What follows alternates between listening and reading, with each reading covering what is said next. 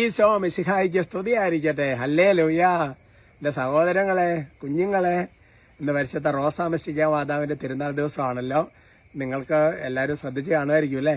ഇനി അറിയാത്ത ആരെങ്കിലും ഉണ്ടെങ്കിൽ ഇന്നൊരു ജപമാല റോസാമശിക മാതാവിന്റെ സ്തുതിക്ക് വേണ്ടി ചൊല്ലി കാഴ്ചവെച്ചു കേട്ടോ. അടുത്ത കാലത്ത് റോം അതിനെക്കുറിച്ചുള്ള ചേട്ടൻ പഠനങ്ങളൊക്കെ വളരെ പോസിറ്റീവായിട്ട് പിന്നെ അതെല്ലാം വന്ന് നിങ്ങൾക്ക് വായിച്ചത് നിങ്ങൾ ഓർക്കുന്നുണ്ടാവും. Price the Lord. അതുകൊണ്ട് വലിയൊരു അനുഗ്രഹമാണ്. പരിശുദ്ധ അമ്മ വ്യത്യസ്ത അതിൽ ഓരോ രീതികളിൽ ഓരോ സ്ഥലത്ത് ഓരോ രീതിയിൽ ഓരോ കാലഘട്ടമൊക്കെ പ്രത്യക്ഷപ്പെടുന്നതെല്ലാം വിശ്വാസത്തെ നമ്മളെ വളർത്താൻ വേണ്ടിയിട്ടാണ്. ഫാത്തിമയിലും ലൂർദിലും നോക്കിലും അല്ലേ, പിന്നെ നമ്മുടെ നാട്ടിൽ വേളാങ്കണ്ണിയിലും കുറവിലങ്ങാടും അല്ലേ, പിന്നെ പല സ്ഥലങ്ങളിലല്ലേ, ഒരുപാട് സ്ഥലങ്ങളിലല്ലേ മാതാവിന്റെ പ്രതി വല്ലാർപ്പാടത്തമ്മ അല്ലേ. കർത്താവിന്റെ വലിയൊരു അനുഗ്രഹമാണ്. അപ്പോൾ നമ്മുടെ സഹോദരങ്ങളിൽ നിന്ന് പ്രത്യേകിച്ച് നന്മാർജാരം ചൊല്ലി മീഡിയയിലൂടെ എല്ലാ ശുശ്രൂഷകൾക്കും വേണ്ടി പ്രത്യേകമായിട്ട് അങ്ങോട്ട് പ്രാർത്ഥിക്കാം അല്ലേ. എല്ലാ കുഞ്ഞു ടോക്ക് എല്ലാം ഓർക്കണം കേട്ടോ. പ്രാർത്ഥിക്കാവോ? നന്മ നിറഞ്ഞ മറിയമേ സുസ്തി, കർത്താവ് അങ്ങയോട് കൂടെ സ്ത്രീകളിൽ അങ്ങ് അനുഗ്രഹിക്കപ്പെട്ടവളാകുന്നു. അങ്ങയുടെ ഉദരത്തിന് ഫലമായി ഈശോ അനുഗ്രഹിക്കപ്പെട്ടവനാകും. പരിശുദ്ധ മറിയമേ തമ്പുരാന്റെ അമ്മേ, പാപികളായ ഞങ്ങൾക്ക് വേണ്ടി ഇപ്പോഴും ഞങ്ങളുടെ മരണസമയത്തും തമ്പുരാനോട് അപേക്ഷിച്ചു പറയണമേ. ആമേൻ. Praise the Lord. ഇന്നത്തെ നമ്മുടെ വിഷയത്തിന്റെ തലക്കെട്ട് സംസാര വിഷയം ഒന്ന് ശ്രദ്ധിക്കണേ എന്നുള്ളതാണ്. ഈ സംസാരം എപ്പോഴും ഇങ്ങനെ പലതരത്തിൽ ഇങ്ങനെ പാളിപ്പാളി പോകുമല്ലോ. ലൂക്ക 24:15 വചനം പഠിപ്പിക്കുകയാണ്.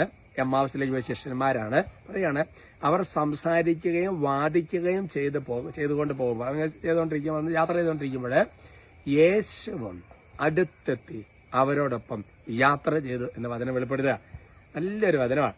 കാരണം എന്താ, അവരെന്താ സംസാരിച്ചുകൊണ്ടിരുന്നത്? അവർ സംസാരിച്ചുകൊണ്ടിരുന്നത് ഈശോ മിശിഹായുടെ കുരിശുമരണത്തെക്കുറിച്ചുള്ള കാര്യങ്ങൾ, വചനത്തെക്കുറിച്ചുള്ള കാര്യങ്ങൾ, ഈശോ ഗലീലിലായിരുന്നപ്പോൾ പഠിപ്പിച്ച കാര്യങ്ങൾ, ഇതെല്ലാം ഇവരിങ്ങനെ ഡിസ്കസ് ചെയ്തുകൊണ്ടിരിക്കുക, അങ്ങനെ പറഞ്ഞുകൊണ്ടിരിക്കുക. അപ്പോൾ ചില സമയത്ത് ചില ആശയക്കുഴപ്പങ്ങൾ മനസ്സിലാക്കാത്തത്, അപ്പോൾ ചെറിയ വാദഗതിയൊക്കെ ഉണ്ട്. പക്ഷെ നിങ്ങൾ ശ്രദ്ധിച്ചോ, ഇത് നടന്നുകൊണ്ടിരിക്കുന്ന സമയത്ത് യേശു ഇവരുടെ അടുത്തെത്തി. എന്നിട്ട് നോക്കിയാൽ അവരോടൊപ്പം യാത്ര ചെയ്യുക.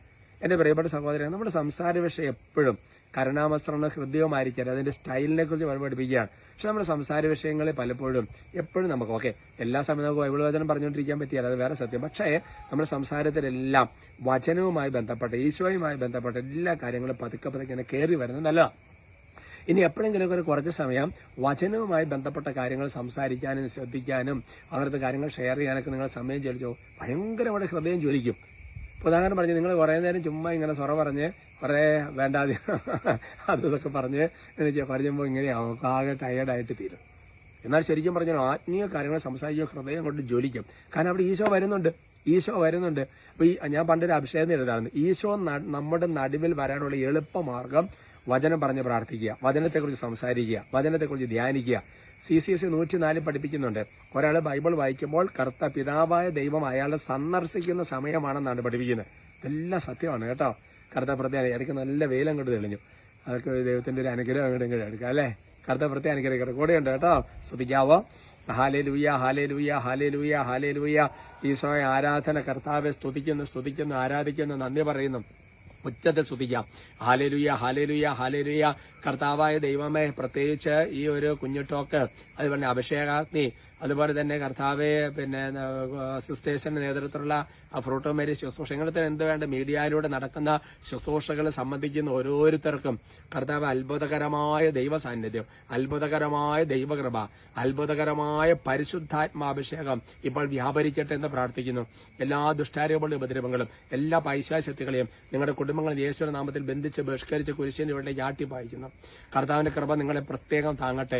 അതുപോലെ തന്നെ കർത്താവായ ദൈവമേ, പ്രത്യേകിച്ച് എന്റെ ഈശോയെ ആത്മീയ കാര്യങ്ങളെക്കുറിച്ച്, ദൈവവചനത്തെക്കുറിച്ച്, പ്രാർത്ഥനയെക്കുറിച്ച്, വിശുദ്ധരെക്കുറിച്ചൊക്കെ സംസാരിക്കാനുള്ളൊരു സാഹചര്യം കൃപയും ഇവരോരോരുത്തരുടെ മേൽ വന്ന് നിറയട്ടെ എന്ന് അനുഗ്രഹിക്കും.